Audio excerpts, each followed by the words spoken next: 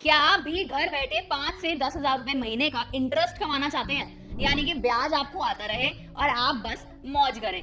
ऐसे काम करने के लिए हमारे पास आज बहुत ही बढ़िया स्कीम है। मेरे पीछे आपको नजर आ रही होगी स्कीम का नाम, तो आज हम इसी के बारे में बात करने वाले हैं। नमस्कार दोस्तों, मैं हूं मानसी और आप देखना शुरू कर चुके हैं फ्रीडम आपका मनी हिंदी चैनल, जहां पर आज हम बात करेंगे post office monthly income scheme के बारे में। इस स्कीम के तहत आप हर महीने पैसा कमा सकते हैं। आपको सिर्फ छोटी सी इन्वेस्टमेंट करनी है और आप घर बैठे ब्याज ले सकते हैं। तो चलिए वीडियो शुरू करते हैं, लेकिन उससे पहले जरा चैनल को सब्सक्राइब करना मत भूलना। वीडियो पसंद आए तो इसे लाइक भी कर देना और मेरे लिए कोई भी सजेशन फीडबैक अगर इस वीडियो से रिलेटेड रहे तो मुझे कमेंट सेक्शन में लिख देना, मैं उसके जवाब आपको पहुंचा दूंगी। तो चले वीडियो शुरू करें। देखते हैं आप में से कितने लोग हैं जो ऑलरेडी स्कीम का पार्ट बन चुके हैं। वो भी मुझे कमेंट सेक्शन में बता देना कि आपको इसका फायदा मिल रहा है कि नहीं मिल रहा है, और कितने लोग हैं जो स्कीम का पार्ट बनना चाहते हैं। वो ये वीडियो देख लेना और अपने चाहने वालों के साथ भी जरूर शेयर कर देना, ताकि ऐसी स्कीम का फायदा वो लोग भी उठा सके। फीचर्स जान लेते हैं पहले कि इसमें क्या क्या ऐसी चीजें हैं जिनके बारे में आपको पता होना चाहिए, जो जरूरी है और मतलब सबसे जरूरी है। तो सबसे पहले तो इसके अंदर एक 5 साल का लॉकिंग पीरियड होता है, यानी कि अगर एक बार आपने अपना पैसा इसमें डाला तो 5 साल तक आप नहीं निकाल सकते हैं।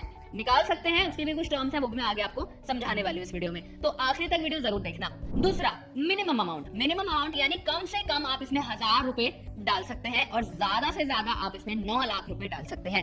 9 लाख रुपए जो है वो एक इंडिविजुअल अकाउंट के ऊपर है। अगर आप ज्वाइंट अकाउंट खुलवाना चाहते हैं तो आपका जो मैक्सिमम अमाउंट होगा वो 15 लाख का होगा। आगे बढ़ते हैं, आप चिंता मत करिए, सारे पॉइंट्स मैं आपको वीडियो में आगे डिटेल में समझाने वाली हूँ। मैं एक मोटी मोटी चीज आपको बता रही हूँ कि एक्चुअली में स्कीम के अंडर है क्या। आगे अगला हमारे पास है कि माइनर की बात कर लेते हैं इसमें। हाँ, अगर कोई भी जो इंसान है वो 10 साल से नीचे है तो वो अपने नाम पे अकाउंट नहीं खुलवा सकता, उसे गार्जियन की जरूरत पड़ेगी। दूसरा, अगर 10 साल से ऊपर का कोई है, वैसे हम माइनर हमेशा यूजुअली 18 साल से ऊपर नीचे के काउंट करते हैं, लेकिन इस स्कीम के अंदर अगर 10 साल से ऊपर का कोई है तो उसके नाम पर अकाउंट खोला जा सकता है। हालांकि जो 10 साल से नीचे वाले नाम उनका रहेगा अकाउंट में, लेकिन जो सिग्नेचर वगैरह चलेंगे वो सबको चलेंगे, वो पेरेंट्स के गार्जियन के ही चलेंगे। 10 साल से ऊपर का इंसान, बच्चा अपना अकाउंट अपने ही नाम पर अकाउंट खुलवा सकता है। चलिए अब मैं एक बार आपको दोबारा ये पॉइंट्स जो है वो डिटेल में समझा देती हूँ। अब मैं बात कर रही थी लॉक इन पीरियड की। 5 साल का लॉक इन पीरियड है। अब इस लॉक इन पीरियड के अंदर अगर आप पैसा निकलवाना चाहें तो उसमें कुछ पेनल्टीज लगती हैं जो आपको पे करनी पड़ सकती है। यानी कि अगर मैं 5 साल वाले की बात करूं तो इस समय अब मान लीजिए कि आपने 8 लाख रुपए जमा कराए हैं। अब 8 लाख क्यों बोल रही हूँ, 9 लाख से ज्यादा तो आप करवा नहीं सकते। अगर इंडिविजुअल है तो, ज्वाइंट है तो 15 लाख है। अब मान लीजिए कि आपने 8 लाख रुपए जमा करवाए। अब ये 8 लाख आप 5 साल तक यहाँ पे रखने वाले हैं, जो स्कीम कहती है। अब अगर आप चाहते हैं कि आप उस अमाउंट को 1 साल से लेके 3 साल के बीच में निकलवाना चाहते हैं तो आपको यहाँ पर 2% की पेनल्टी लगेगी इस 8 लाख के ऊपर। 1 साल से पहले तो आप निकलवा ही नहीं सकते। यहाँ पे तो सरकार सीधे सीधे मना कर देती है कि 1 साल तक तो आपको पैसा रखना ही पड़ेगा। 1 साल से लेके 3 साल के बीच में अगर आप निकलवाना चाहते हैं तो 2% का लगेगा। वहीं 3 साल से 5 साल के बीच में है अगर, तो आपको 1% का पेनल्टी इस 8 लाख पर लगेगी। 5 साल के बाद तो कुछ है ही नहीं।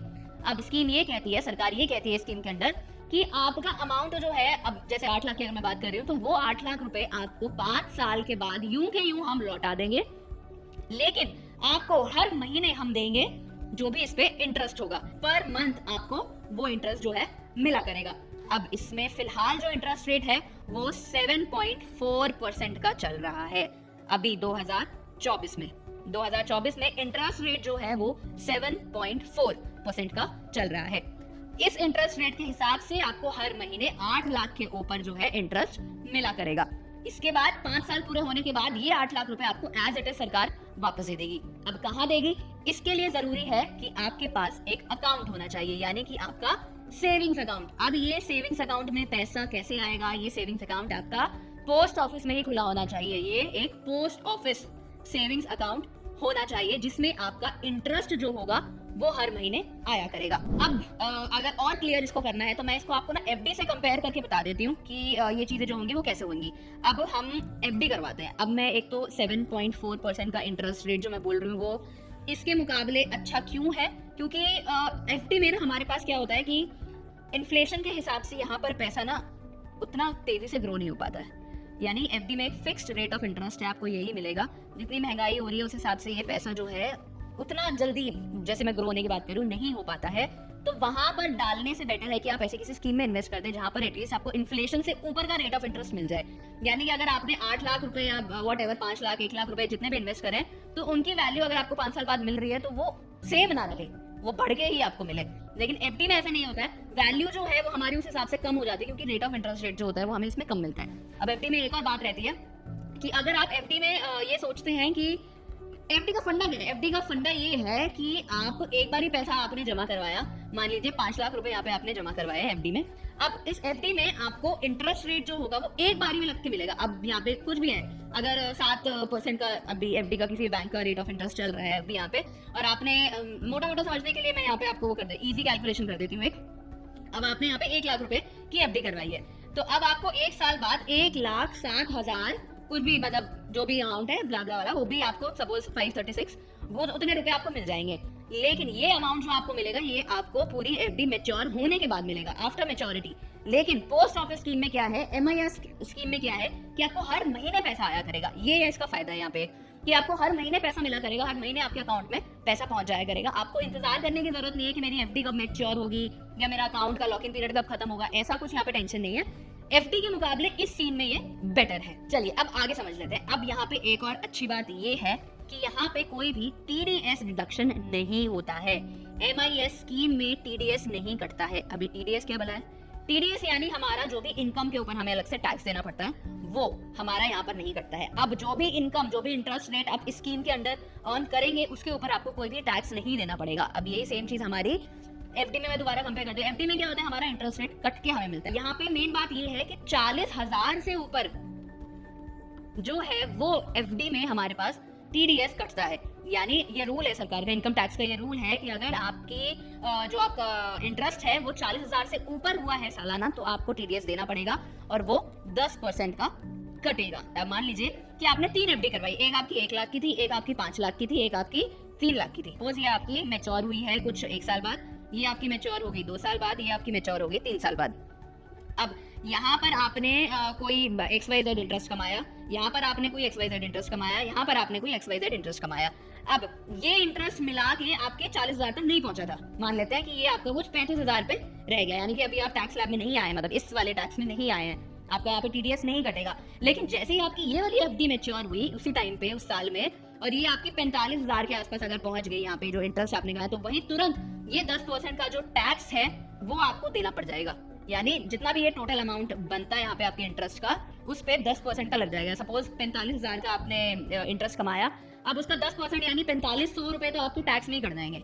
लेकिन एमआईएस स्कीम में ऐसा नहीं है, यहाँ पे टीडीएस डिडक्ट नहीं होता है, तो ये भी एक और फायदा है। इसके बाद जैसे कि मैंने आपको बताया कि इसका जो इंटरेस्ट रेट फिलहाल जो चल रहा है वो 7.4% का चल रहा है। यहाँ पे फायदा ये है कि चाहे आपने, अच्छा इंटरेस्ट रेट जो है ना वो साल भर साल कभी कम होता है कभी बढ़ता है, तो वो सरकार के ऊपर होता है, कभी वो कम कर देती है कभी बढ़ा देती है। जैसे हमने कोविड में देखा था तो ये इंटरेस्ट रेट काफी कम हो गया था, आई गेस 6.60 के आसपास शायद कहीं चला गया था, क्योंकि उस टाइम पे लोन सस्ते हो गए थे तो एनी हाउ इंटरेस्ट रेट उनको कम करना ही पड़ा था।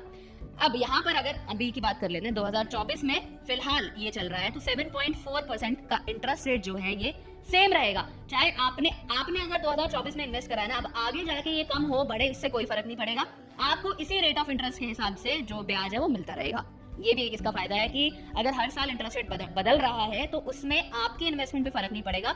आपके फर्क तभी पड़ेगा कि जिस साल आपने इन्वेस्टमेंट शुरू करी है उस साल क्या इंटरेस्ट रेट चल रहा है, तो आपका हमेशा वही एक इंटरेस्ट रेट चलता रहेगा। इसके बाद मैंने आपको बता दिया कि आपके लिए सेविंग्स अकाउंट खुलवाना कितना जरूरी है यहाँ पे, क्योंकि जो इंटरेस्ट होगा वो आपको आपके सेविंग्स अकाउंट में ही आएगा। तो ये बहुत इंपॉर्टेंट चीज है कि आपके पास सेविंग्स अकाउंट होना बहुत जरूरी है। अब ये तो हो गई थी हमारी कि जो हम भारत में रहने वाले लोग हैं वो ये कर सकते हैं। अब इसमें एक और इसका फीचर ये है कि एनआरआई जो हैं, एनआरआई यानी कि जो हमारे नॉन रेजिडेंशियल इंडियंस होते हैं वो इस स्कीम का पार्ट नहीं बन सकते, वो यहाँ पर इन्वेस्ट नहीं कर सकते हैं। जैसे मैंने आपको एक तो पहले बता दिया कि 10 साल से जो माइनर आता है वो 10 साल से ऊपर का काउंट नहीं होता है, इसमें 10 साल से नीचे का बंदा ये माइनर काउंट होगा। इसी तरीके से एनआरआई जो होते हैं वो इस स्कीम के अंडर इन्वेस्ट नहीं कर सकते। चलिए आगे बढ़ते हैं। अब ये आखिरी स्टेप है, मैं उम्मीद करती हूँ ये वाली सारी चीजें तो आपको समझ में आ रही होंगी। आखिरी स्टेप में मैं आपको कैलकुलेटर भी करके बता देती हूँ।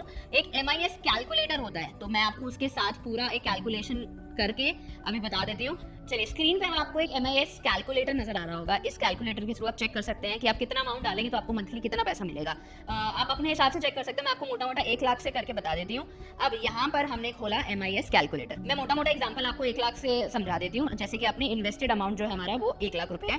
रेट ऑफ इंटरेस्ट फिलहाल 7.4% चल रहा है। लॉक इन पीरियड 5 साल का होता है। इस कैलकुलेशन के हिसाब से महीने के आपको 617 रुपए मिलेंगे। अब आप चाहते हैं कि ये कैलकुलेशन 5 लाख से करके देख लेते हैं। 5 लाख रुपए से करेंगे तो आपको महीने के अराउंड 3,000 रुपए मिलेंगे। तो ये एक ऐसा कैलकुलेशन है जिससे आप इजीली समझ सकते हैं कि आपको कितना पैसा डालना है, उस हिसाब से कि आपको महीने का कितना रिटर्न चाहिए, रिटर्न ही कितना ब्याज चाहिए एक्चुअली, तो वो आप यहाँ से चेक कर सकते हैं। ये स्कीम इन्वेस्टमेंट के लिए एक अच्छा ऑप्शन हो सकता है अगर आप अपनी किसी भी मंथली इनकम को जनरेट करना चाहते हैं। तो अगर आपके पास कोई रिटायरमेंट का पैसा आया है या फिर आपके पास लमसम कोई अमाउंट है तो आप इसमें इन्वेस्ट कर सकते हैं। तो दोस्तों ये थी पूरी जानकारी post office monthly income scheme के बारे में, जो एक अच्छा ऑप्शन साबित हो सकती है। आप अपनी खुद की रिसर्च भी करिए। अगर आपके कोई डाउट्स हैं, सजेशंस हैं, फीडबैक हैं तो आप मुझे कमेंट सेक्शन में बताइए, मैं उसके ऊपर और रिसर्च करके आप तक इन्फॉर्मेशन पहुंचा दूंगी। चलिए, मैं उम्मीद करती हूँ ये वीडियो आपको समझ में आई होगी, पसंद आई होगी। डाउट्स वगैरह सारे आप बस मुझ पे छोड़ देना, आपको कमेंट सेक्शन में सब मिल जाएगा। मैं मानसी मिलती हूँ आपसे अगली वीडियो में।